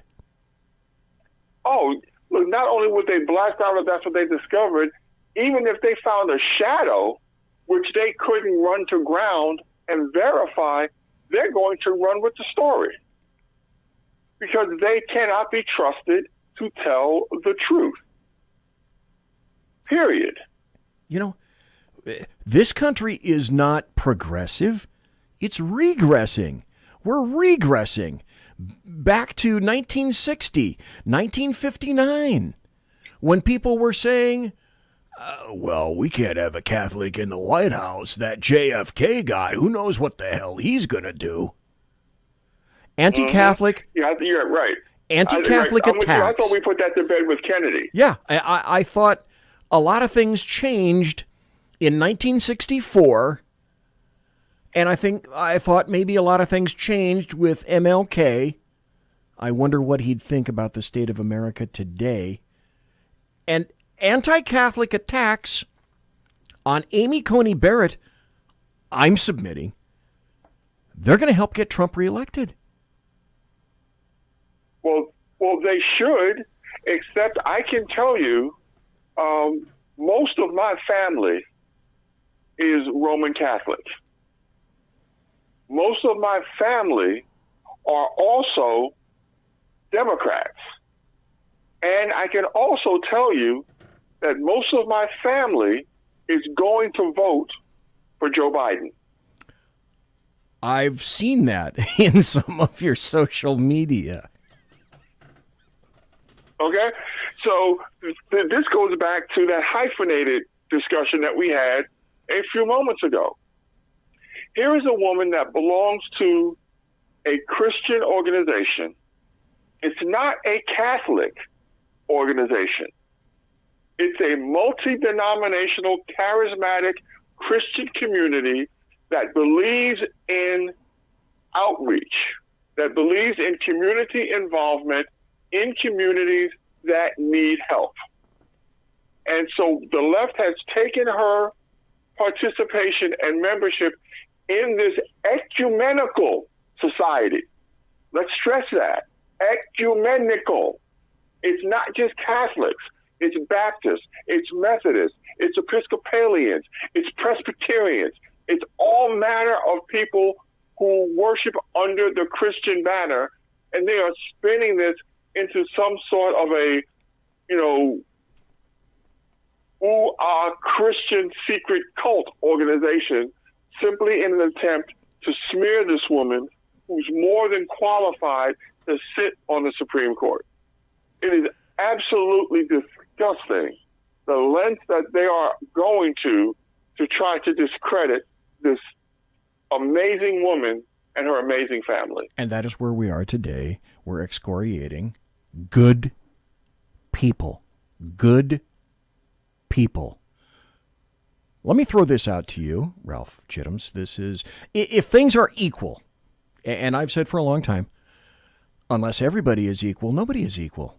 Well, having said that, do you think Dianne Feinstein would have said to Keith Ellison or Rashida Tlaib or to Ilhan Omar, the dogma lives loudly within you, meaning that I believe that you're going to vote only but upon being a Catholic. And that would have translated to those three people I just named. That means that you're going to be aligning with Islam itself, period. So I don't trust you. Well, if you don't trust Catholics because they're religious, Dianne Feinstein and any other Democrat, why would you trust anyone that has a major belief in any religion, including Islam? Ralph? Because the only bigotry that's tolerated is anti-Christian bigotry. Period. Hard stop. End of discussion. Oh, plus, there were a passel of Democrat senators. I can remember, let me see what I can remember. Blumenthal refused to meet with Barrett. Hirono from Hawaii, what a nutball, refuses to meet with Barrett. Schumer, Merkley, Casey, Gillibrand. Those are at least 6 that I can think of. They don't even want to talk to her. We're not even going to have a discussion. Leftists are saying it's all about the discussion. We need to sit down and have a discussion about race. We need to have a discussion about sex. We need to have No, they don't even want to have a discussion. Screw discussions. We're blowing it all up. And that's why we need to schedule those hearings, because America needs to see a hearing with all of those empty seats from all of those hypocrites. And then what America really needs to see is Kamala Harris, with her trifling behind, attacking a Christian woman of impeccable character when everybody knows that she got where she is by carrying a mattress on her back. I don't think that's going to play very well. I think they believe that that's their winning strategy. But at this point, in my estimation, the Democrats are just like one of the world's worst alcoholics. They're a functional alcoholic. You know, it's 0.08, and legally you're considered inebriated. I can remember taking a slip from a CHP officer in booking where not just 0.08, but the guy was 4.5. 4.5 means he should have been dead. When 4.5% of your blood is alcohol. That was a functioning alcoholic. And he wasn't swooning. He was speaking. That's an alcoholic. That's what the Democrat Party is today. They can't stop doing what they're doing right now. No, that's because that's all they know and that's all they have. Look, this whole thing with Amy Coney Barrett being nominated by President Trump to the Supreme Court, this whole thing was set up and predicated years ago when Harry Reid decided that he was going to change the rules because he didn't like the fact that Obama couldn't get his judges nominated, and he pulled the trigger.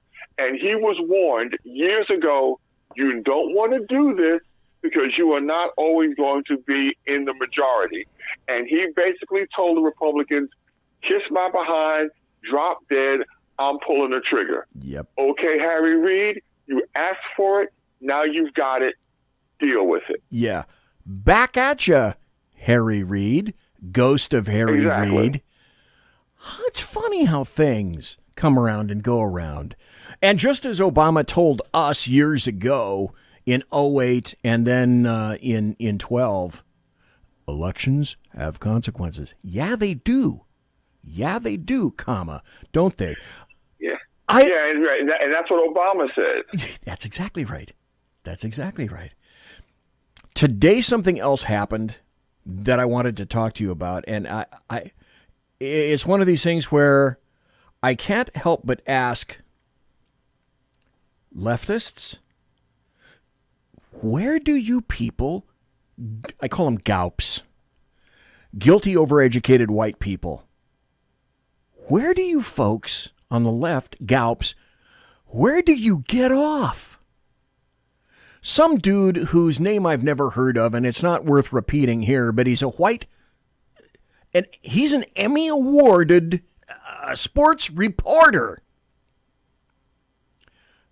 He called Tim Scott, because he's a Republican. Damn him for being a Republican and for being black.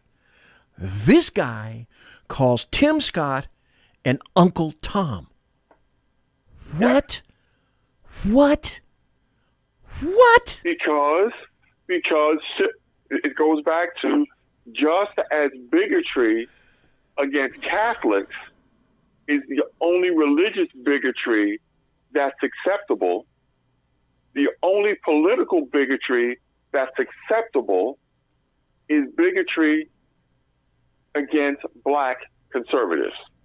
Now, one thing that's interesting, this clown, ironically, did lose his job. They did fire him. Yes, for he that. did. Yes, he did. But I can't think of anybody else who has ever been fired for referring to a black conservative as a sellout, Uncle Tom, race traitor. You know, I can go down the list of everything I've been called in the past 10 years.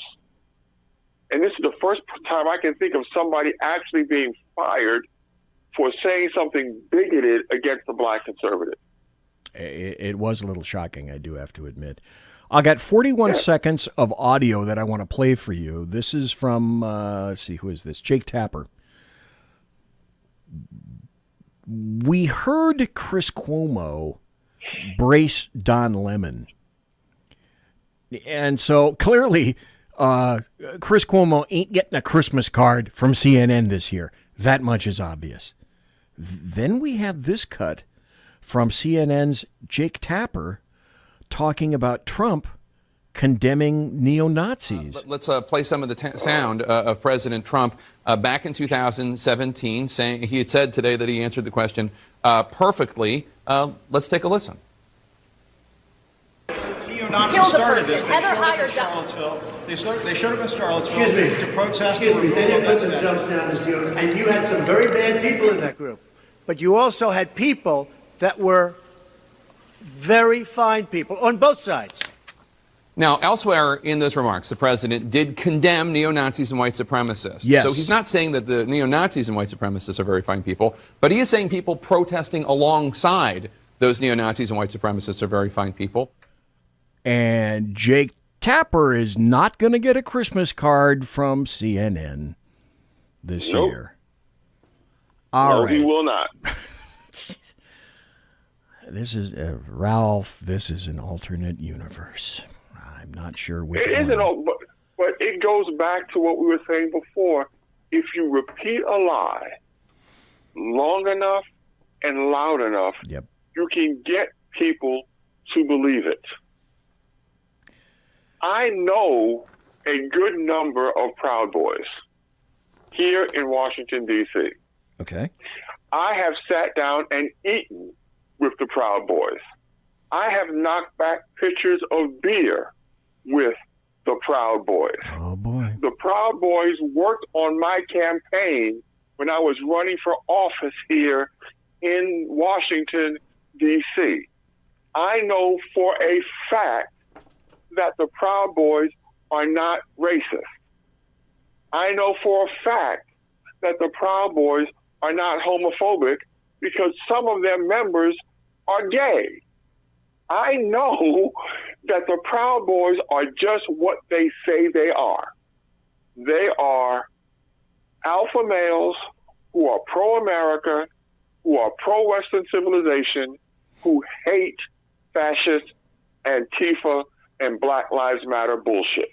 But for people who don't know, Joe Biden and the rest of these idiots in the mainstream media spoon feed them a narrative, and they repeat what they've heard, and they don't know bupkis about the Proud Boys. They probably didn't even know the Proud Boys existed until Joe Biden shouted their name out during the debate the other night. Absolutely true. And the other thing that leftists and the Democrats don't want you to know is that, darn it, son of a gun, there happen to be people of all sorts of different paint jobs in the Proud Boys, too. They don't want to let you know that. You meant... And let's be truthful, there are some issues with the original founder of the Proud Boys. Let's be honest about that. But he was kicked out of his own organization. That's it. He's not there anymore. They kicked him out of his own organization because they did not like some of the historical statements that he made that were in fact racist. So they kicked him out and said, no. We're not about this. You got to go. But see, people who don't know what the hell they're talking about and who just repeat talking points like mindless androids, this is what they get. Because they don't know what they're talking about. And if they talk to people like me, who, when I ran for office, they volunteered on my campaign.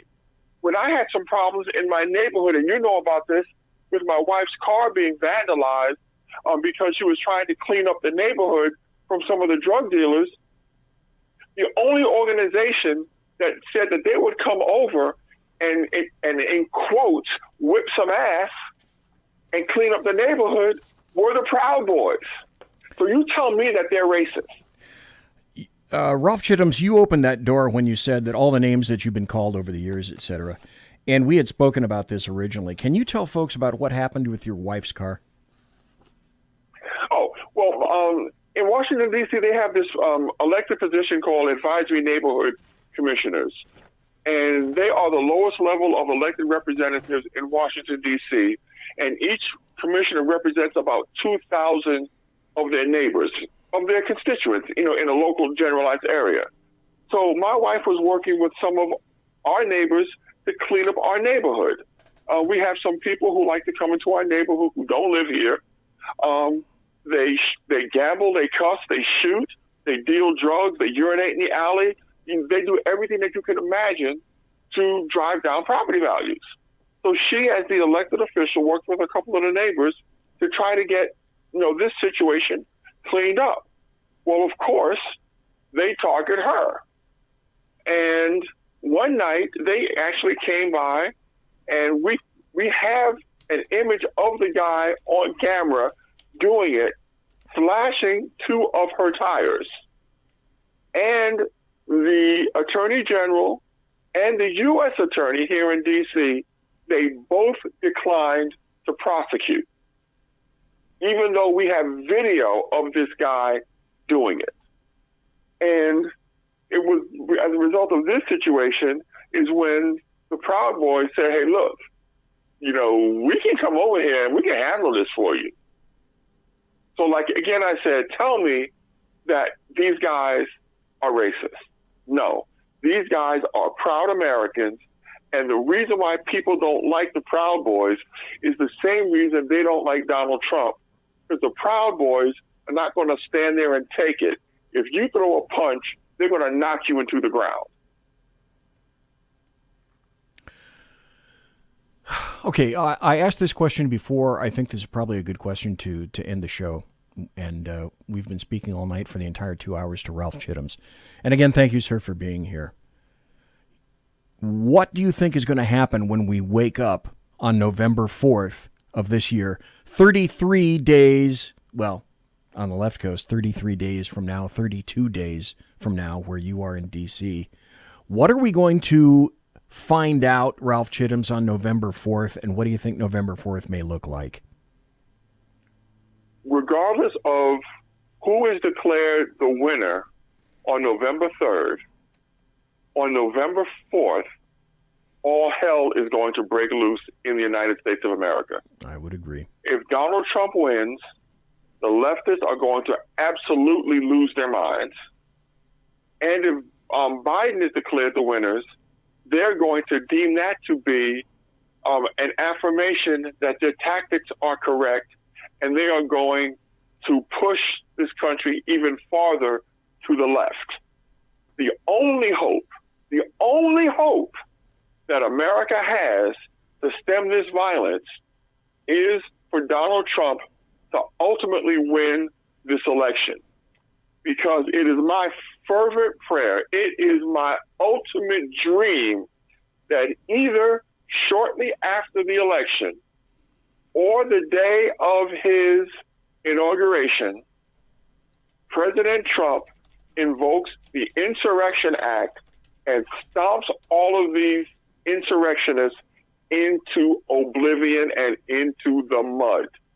But for patriots, honestly, get strapped, buy your ammunition, make sure your guns are in good working order, because regardless of who wins on November 4th, all hell's going to break loose.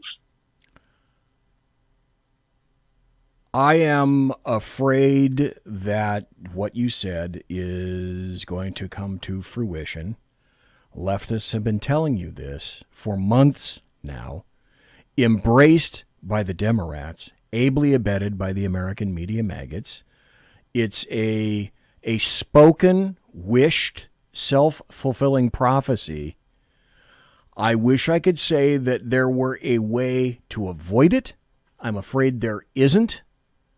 No. And maybe it's simply time for something similar to this to occur, because we suspected somewhere in our lizard brains that, one day this really may be coming.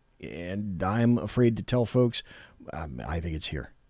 And I don't believe that either myself or Ralph or anybody that listens to this, that we are tinfoil hat-wearing conspiracists, because we are not, because we are groomed in history, and we are students of history. And we know, because we are rational thinking human beings, Ralph and I, that the best predictor of future behavior is past behavior or the lack thereof. Santayana said it perfectly. He was right then, and he's absolutely right now.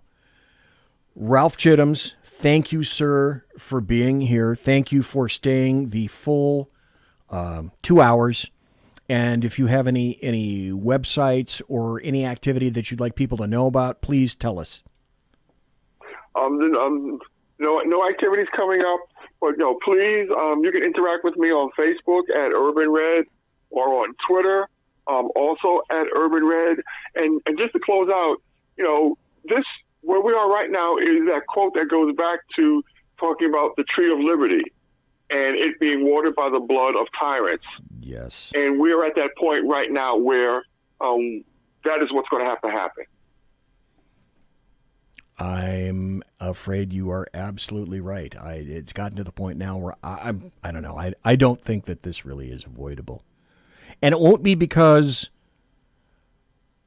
Republicans or conservatives haven't made the option available for not this. I think it's because the leftists and the Democrats have pounded themselves into submission and a fury where this really is unavoidable.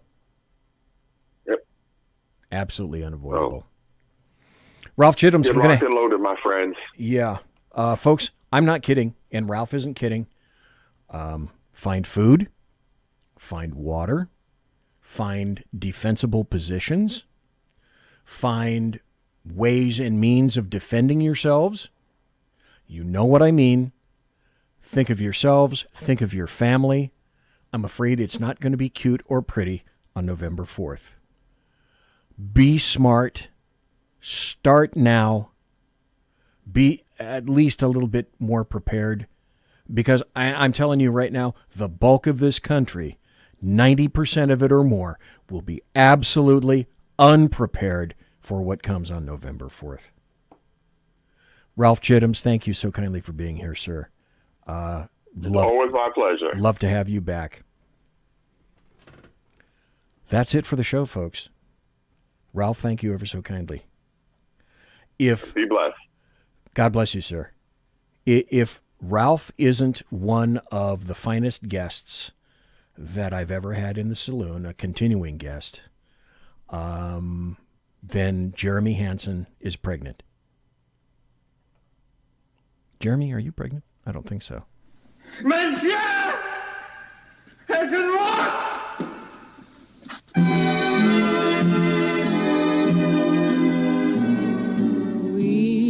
Ladies and gentlemen, boys and girls, children of all ages, thanks for listening to the Bloviating Zeppelin's Berserk Bobcat Saloon radio show, live and direct right here on the SHR Media Network. If you want to contact me, you can do that. You can find me on Twitter at BZEP, at BZEP. Wait, Jeremy Hansen says he's not pregnant. Okay, good. Good. He peed on the stick and the rabbit didn't die. Promotional consideration is by the Lockheed Martin Skunk Works and also by the Boeing Company. If it ain't Boeing, what did I say? If it ain't Boeing, I ain't going. That's right. And also by Pratt & Whitney Engines Thrust. You can trust. And also, tiaras are by My Little Pony. Thanks to my personal KC-135 Kettle One refueling team, with whom I will be consorting in less than an hour. You can take that to the bank.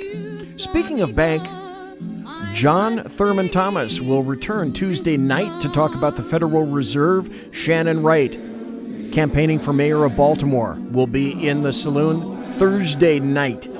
Thanks to Ralph for being here. Thanks to you for listening live. Thanks to everybody listening in podcast. Have a great weekend, folks. God bless. Take care. Be safe. But quiet down now and get some sleep. Good night, everybody. Good night, Mama. Good night, Ben. Good night, everyone. Good night, Mama. Good night, Daddy. Good night, children. Good night, Daddy. Good night, Elizabeth. Good night, John Boy. Good night, Jim Bob. Good night, Jim Bob. Good night, Jim Bob. What's going on? I was asleep. What's everybody doing? Good night, Jim Bob.